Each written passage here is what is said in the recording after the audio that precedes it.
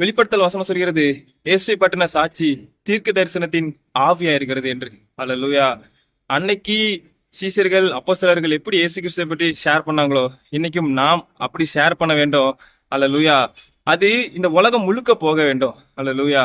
எப்படி பேச வேண்டும் என்று சொன்னாங்கன்னா, ஒருவேளை இந்த உலகத்துல கடைசி நபர் ஒருத்தவங்க இயேசு கிறிஸ்துவ அறியாம இருந்தாங்க அப்படின்னா, உங்க வார்த்தையை கேட்டு அவங்க இயேசு கிறிஸ்துவை அறிந்து கொள்ளும்படி நாம் பேச வேண்டும். அல்லேலூயா.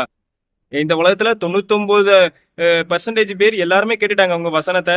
இன்னும் 1% பேர் உங்க வசனத்தை கேட்கல அப்படின்னா, அவங்களும் கேட்டு ரட்சிக்கப்படும்படியாக நாம் இந்த உலகம் முழுக்கும் அவருடைய வார்த்தை போகும்படியாக அதை ஷேர் பண்ண வேண்டும். அந்த விசுவாசத்தோடு நம்பிக்கையோடு ஷேர் பண்ண வேண்டும். அல்லேலூயா.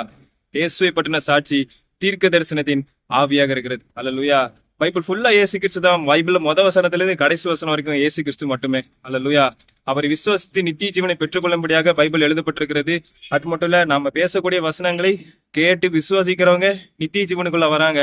அதை கேட்டு விசுவாசியாதவங்க தீர்க்க தரிசனமாக அவங்க நித்திய ஆக்கினைக்குள்ளாக, நித்திய தண்டனைக்குள்ளாக, நரகத்துக்குள்ளாக போகிறாங்க. அல்லேலூயா. அவருடைய சுவிசேஷம் உலகம் முழுக்க போகும். அல்லேலூயா. அந்த கான்சன்ட்ரேஷனோட நம்ம பேச வேண்டும். அல்லேலூயா.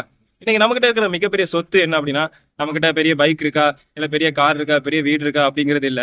உங்க மனசுல என்ன வசனம் ஓடிட்டு இருக்கு. அல்லேலூயா. இன்னைக்கு உங்க மனதை தொட்ட வசனம் என்ன, உங்க மனசுல உள்ள ஆழத்துல என்ன வசனம் ஓடிட்டு இருக்கு. அந்த வசனத்தை நீங்க பேசும் பொழுது, அந்த வசனத்தை நீங்க நினைக்கும் பொழுது, அது ஆவியோடும் ஜீவனோடும் உங்களுக்குள் கிரியை செய்கிறது. அல்லேலூயா. இயேசுவை பற்றின சாட்சி தீர்க்க தரிசனத்தின் ஆவியாக இருக்கிறது. அல்லேலூயா.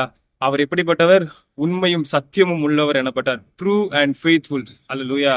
அவர் உண்மை உள்ளவராக எல்லாருக்கும் சொன்னாரு, தன்னை பத்தி வெளிப்படுத்தினாரு, தன்னுடைய ஜீவனை கொடுத்து எல்லாரும் நேசித்தாரு. ஏற்றுக்கொள்ளாமல் போனவர்கள் ஆக்கினை தீர்ப்பு அடைகிறாங்க.